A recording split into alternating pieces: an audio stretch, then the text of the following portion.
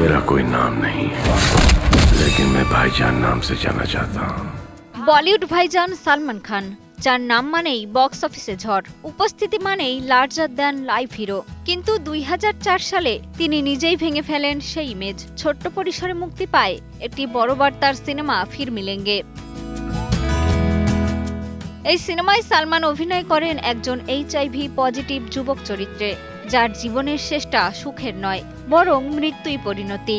সম্প্রতি এক মিডিয়া সাক্ষাৎকারে প্রযোজক শৈলেন্দ্র সিং জানান, এই ছবিতে অভিনয়ের জন্য সালমান পারিশ্রমিক নেন মাত্র $1।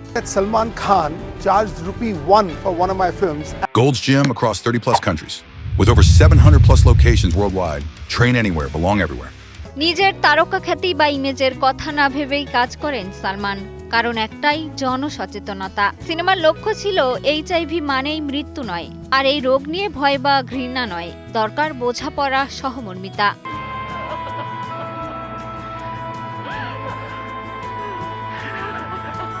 অভিনেতার চরিত্র সমাজের চোখ খুলতে সাহায্য করবে, এই সিদ্ধান্তই সালমানকে করে অন্য 10 জনের থেকে আলাদা। ব্যক্তিগত জীবন ও মেজাজ নিয়ে যত বিতর্কই থাকুক না কেন, এই ঘটনা প্রকাশ্যে আসতেই মানবিকতার প্রশংসায় ভাসছেন এই অভিনেতা। তার প্রতিষ্ঠিত দাতব্য সংস্থা বিং হিউম্যান দীর্ঘদিন ধরে কাজ করছে সুবিধাবঞ্চিত শিশুদের শিক্ষা ও চিকিৎসার জন্য। ফির মিলেঙ্গে সিনেমায় প্রতীকী হিসেবে $1 নেয়া আসলে সেই মানবিক দর্শনেরই অংশ।